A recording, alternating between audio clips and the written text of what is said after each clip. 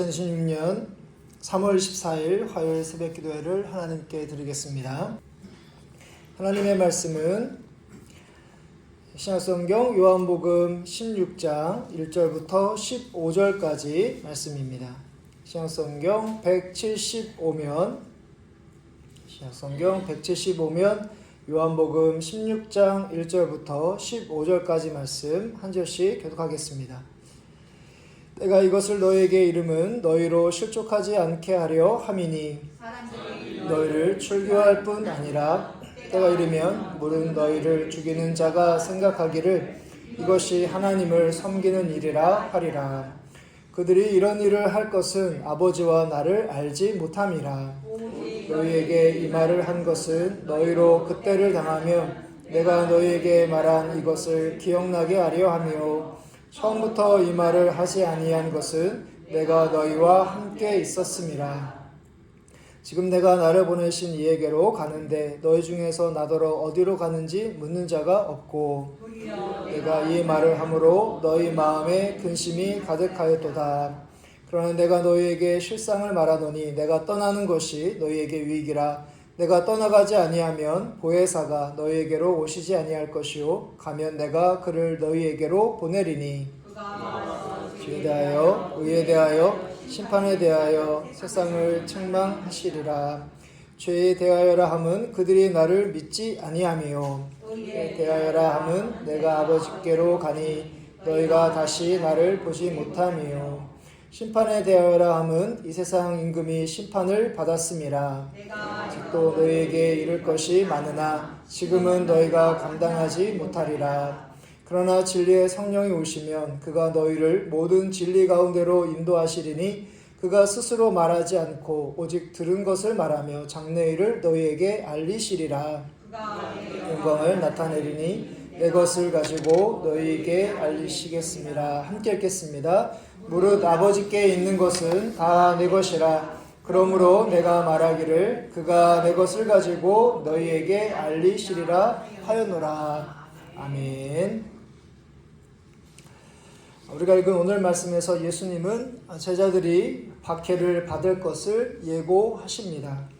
2절 말씀에서 사람들이 너희를 출교할 뿐 아니라 때가 이르면 물은 너희를 죽이는 자가 생각하기를 이것이 하나님을 섬기는 일이라 하리라. 우리가 엊그제 지난 주일 포도나무와 가지에 대한 말씀 이후에 예수님께서는 자신이 고난을 받을 뿐만 아니라 제자들도 박해를 받을 것을 말씀하시는데요. 우리가 읽지는 않았지만 요한복음 15장 20절 말씀에서 사람들이 나를 박해하였은즉 너희도 박해할 것이요 내 말을 지켰은즉 너희 말도 지킬 것이라. 오늘 말씀에서는 박해뿐 아니라 심지어 죽임을 당할 것이라 하면서 제자들을 죽이는 사람들은 심지어 생각하기를 하나님을 섬기는 일이라고 그렇게 여길 것이라고 또한 그것은 하나님과 예수님을 알지 못해서 행하는 그런 모습이라는 것을 말씀하십니다. 우리가 잘 아는 사도 바울이 예수 믿기 전에 예수 믿는 사람들을 잡아다가 공회에 넘기는 일을 했던 것을 기억하실 겁니다. 바울이 그 일에 열심을 다했던 것은 그 일이 하나님을 위한 길이라고 생각했던 잘못된 믿음 때문입니다. 회심한 이후에 바울은 로마 교회를 향해 편지를 쓰면서 이렇게 고백을 합니다. 로마서 10장 2절부터 3절의 말씀을 보면 내가 증언하노니 그들이 하나님께 열심히 있으나 올바른 지식을 따른 것이 아니니라. 하나님의 의를 모르고 자기 의를 세우려고 힘써 하나님의 의에 복종하지 아니하였느니라. 이 말씀은 뭐냐면 바로 하나님께 자신의 행동이 이전에 예수 믿는 사람들을 쫓아다니면서 붙잡아서 공회에 넘겨 그들이 박해를 당하게 했던 사도 바울의 자신의 행동이 바로 하나님께 열심히 있고 하나님의 의를 위한 것이라고 생각했지만 돌이켜보니까 실제로는 올바른 지식도 아니었고 자기 의를 위한 것임을 사도 바울이 뼈저리게 고백을 했던 것이죠. 이런 우리를 범하는 것은 유대교를 믿고 있었던 사람들뿐만 아니라 예수 믿는 사람 중에서도 바로 나름 믿음에 관심이 있고 또한 봉사에 열심히 있는 사람들도 얼마든지 그럴 수 있습니다. 그러니까 내가 옳다고 생각하는 것을 주장할 때 나의 말과 행동이 반드시 옳은 것이 아니라 연약하고 부족한 것일 수도 있고 잘못된 것일 수도 있다라고 생각을 해야 하는데, 내 말과 행동이 교회와 하나님의 나라를 위한 것이라고 우리가 절대시한다면 나와 다른 생각을 가진 사람들을 바로 잘못된 사람으로 정죄하고 판단할 수 있다는 사실입니다.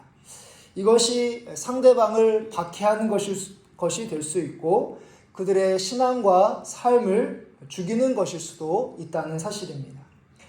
나에게 다른 사람들을 실족하게 하는 말과 행동은 없는지, 나로 말미암아 다른 사람이 힘들고 어려움을 겪는 것은 없는지 항상 여러분들의 말과 행동 또한 생각을 항상 깨어있는 여러분들 되시기를 바랍니다.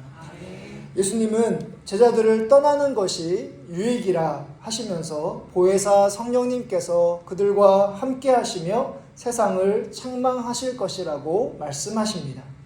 8절의 말씀을 보면 그가 와서 죄에 대하여 의에 대하여 심판에 대하여 세상을 책망하시리라. 이 중에서 죄에 대하여 말씀하시는 부분이 9절 말씀에 있습니다. 9절 말씀을 보시면 죄에 대하여라 함은 그들이 나를 믿지 아니함이요. 예수님이 떠나신 후에 제자들이 예수님께서 하신 사역을 그대로 이어받아 감당하게 될 텐데, 그때 제자들만의 힘으로 하는 것이 아니라 바로 보혜사 성령님께서 함께 하신다 약속하십니다. 성령님이 제자들을 통해서 죄, 의, 그리고 심판을 사람들에게 말씀하실 것을 이야기하십니다. 제자들이 선포하는 말씀을 듣는 사람들이 바로 성령님의 책망하심으로 자신들의 죄를 깨닫게 됩니다. 죄에 대하여 생각할 때 세상의 기준인 법과 그리고 질서를 어기지 않고 또한 사람들에게 피해를 주지 않았다면 죄를 범하지 않았다고 생각할지 모르나 그것은 잘못된 것이고 죄의 기준이 하나님께 있습니다. 아무리 세상 법을 다 지킨다 하더라도 하나님이 보내신 예수님을 믿지 않았기 때문에 예수님을 믿지 않는 모든 사람들이 바로 죄인이라는 사실입니다. 우리도 나 정도는 괜찮고 나 정도는 법 없이도 살 수 있는 사람이기 때문에 나는 죄인이 아니다고 생각했던 적이 있었습니다. 복음 전도를 듣고 또 하나님의 말씀을 들어도 또한 죄에 대해서 이야기할 때 내 마음에 와닿지 않았던 때가 있었습니다. 그러나 어느 순간 나야말로 정말 죄인 중에 죄인이다. 나는 정말 죄인이라는 것을 깨닫게 되는 순간이 있는데요. 바로 그 역할을 성령께서 우리에게 하신다는 사실이죠. 지금도 성령께서 우리와 함께 하시며 믿지 않는 자들을 향해 우리를 사용하기를 원하십니다. 성령님의 일하심을 믿는 가운데 성령님으로 말미암아 우리 자신이 날마다 죄를 회개할 뿐만 아니라 우리를 통해서 많은 사람들에게 복음을 전할 때 그들도 우리처럼 자신의 죄를 깨닫고 주께 돌아오게 하시는 구원의 역사가 있기를 간절히 바랍니다. 이제 마지막 부분에서 예수님은 제자들에게 성령께서 바로 그들을 진리 가운데로 인도하실 것을 약속하십니다.